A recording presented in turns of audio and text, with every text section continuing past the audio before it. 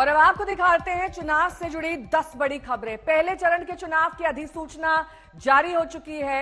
इसके साथ ही कांग्रेस की केंद्रीय चुनाव समिति की बैठक आज होनी है। सीडब्ल्यूसी की बैठक कांग्रेस आज जारी कर सकती है तीसरी सूची। अब तक 2 सूची इनकी आई है। चिराग की पार्टी एलजेपीआर के संसदीय बोर्ड की बैठक होनी है। 5 सीटें इस पार्टी को दी गई हैं। आज आरजेडी नेताओं से बात कर सकते हैं पशुपति पारस, क्योंकि मंत्री पद वो छोड़ चुके हैं। महाराष्ट्र की सीटों की अगर बात करें तो उस पर बंटवारे पर महायुति की बैठक भी आज ही होनी है। कर्नाटक उड़ीसा पर देर रात तक बीजेपी कोर ग्रुप की बैठक चली।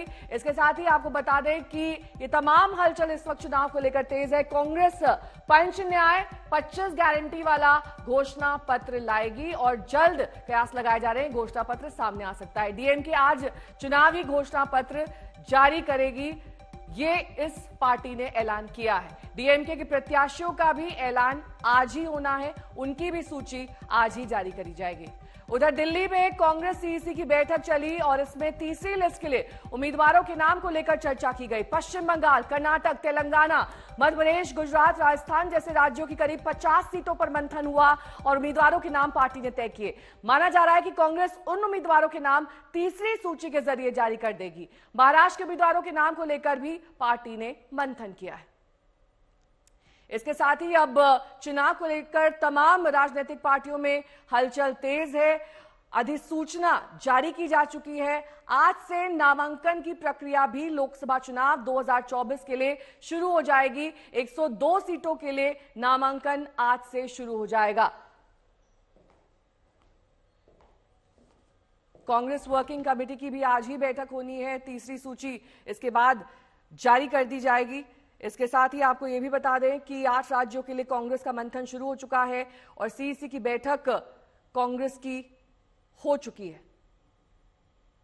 उम्मीदवारों के नाम पर चर्चा इस बैठक में संभव है।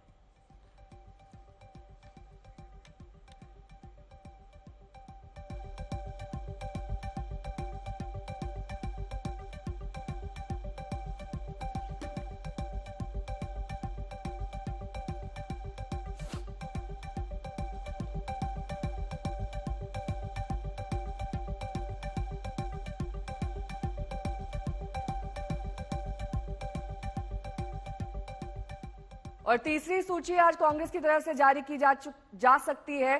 केंद्रीय चुनाव समिति की बैठक हो रही है और इस बैठक के बाद ये सूची संभव है।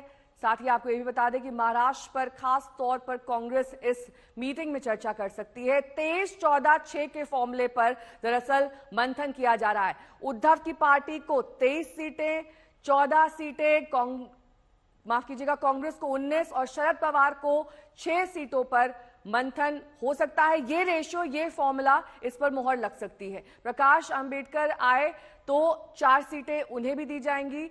ये दरअसल इस मीटिंग का फोकस भी रह सकता है कि कैसे महाराष्ट्र में सीटों का बंटवारा किया जाए और प्रकाश को मिलेगी कांग्रेस कोटे की सीटें। तभी हम कांग्रेस की 19 सीटें दिखा रहे हैं। अगर प्रकाश अंबेडकर को सीटें दे दी जाती हैं तब कांग्रेस की सीटें घट जाएंगी। उन्हीं के कोटे से दरअसल प्रकाश को सीटें दी जा रही हैं।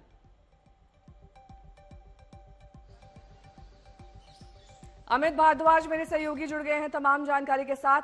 अमित, आज कांग्रेस की ये अहम बैठक होनी है। तीसरी सूची जारी होने के साथ साथ सबसे बड़ा सवाल ये है कि महाराष्ट्र में कैसे सीटें बटेंगी, क्योंकि वहीं को लेकर पेच फंसा हुआ है। नेहा, बिल्कुल देखिए, कल 2 राउंड की बैठक हुई थी। पहले सीडब्ल्यूसी हुई थी जिसमें जो 5 न्याय हैं कांग्रेस के या की मैनिफेस्टो के इश्यूज हैं उस पर चर्चा हुई और इसके बाद सीईसी में कुछ अहम राज्यों पर चर्चा हुई जिसमें महाराष्ट्र और तेलंगाना जैसे राज्य शामिल हैं। आज उम्मीद यह है कि तकरीबन 4 बजे के आसपास एक और राउंड सीईसी का होना है जिसमें राजस्थान और गुजरात जैसे राज्यों पर चर्चा होगी। महाराष्ट्र पे एक बार दोबारा चर्चा हो सकती है जिसके बाद जो लिस्ट है वो वो जारी कर दी जाएगी, ये सूत्रों के हवाले से खबर आ रही है। अब महाराष्ट्र को लेकर जो आप सवाल उठा रही है वो इस लिहाज से भी बहुत पेचीदा हो गया है, क्योंकि आमतौर पर देखा जा रहा था कि पहले से ही वहां पे महाविकास आघाड़ी है और एक अलायंस ऑलरेडी फॉर्म्ड है महाराष्ट्र में, तो ये आसान राज्यों में से एक होने वाला है जहां पे सीट शेयरिंग कांग्रेस के लिए बहुत ज्यादा मुश्किल नहीं होगी। लेकिन अब जो फॉर्मूला सूत्रों के हिसाब से अब सामने आ रहा है वो ये है कि 23 सीटें जो हैं वो शिवसेना के खाते में जाएगी, उद्धव गुट को मिलेगा 23 लोकसभा सीट मिलेंगे। इसके साथ साथ 6 सीटें शरद पवार की एनसीपी को मिलेगी और इसके साथ साथ जो बाकी बची हुई सीटें हैं वो कांग्रेस के खाते में आएंगी। लेकिन इसमें एक ट्विस्ट है स्टोरी में, अगर प्रकाश अंबेडकर एमवीए को ज्वाइन करते हैं, क्योंकि उनको लेकर अभी भी एक सवाल बना हुआ और यही वजह कि कल शिवसेना की तरफ से एक डेडलाइन भी इशू की गई, महाविकास आघाड़ी की तरफ से इंडिकेशन भी दिया गया, एक डेडलाइन भी दिया गया कि आप जल्दी ही अपना स्टांस क्लियर कीजिए। तो अगर प्रकाश अंबेडकर की पार्टी में महाविकास आघाड़ी के तहत आकर चुनाव लड़ती है, इंडिया अलायंस के तहत आकर चुनाव लड़ती है, तो उनको महाराष्ट्र में 4 लोकसभा सीटें दी जाएंगी, बाकी जो 15 सीटें होंगी वो कांग्रेस के खाते में आएगी। तो इसलिए महाराष्ट्र में फिलहाल एक वॉलेटाइल सिचुएशन आप कह सकती हैं कि बनी हुई है कि 14 से 15 सीटों पे कैंडिडेट का अनाउंसमेंट करना है या 19 सीटों पे कैंडिडेट का अनाउंसमेंट करना है, ये कांग्रेस के लिए फिलहाल मुश्किल है।